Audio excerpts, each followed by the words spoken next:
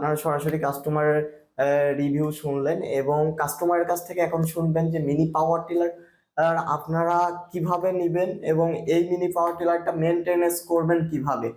তো ভাই, আপনি মিনি পাওয়ার টিলারটা সার্ভিসিং করেন, মানে সার্ভিসিং বলতে পরিষ্কার করেন কতদিন পর পর?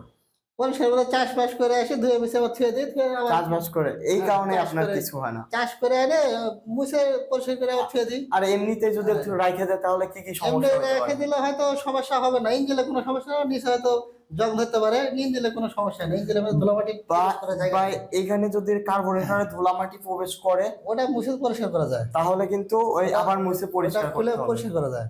হ্যাঁ, তাহলে মেইনটেনেন্স খরচটা কেমন, খুবই কম নাকি? খুব সীমিত। আর মোবাইল কতদিন পর পর মোবাইল মোটামুটি করতে হয়?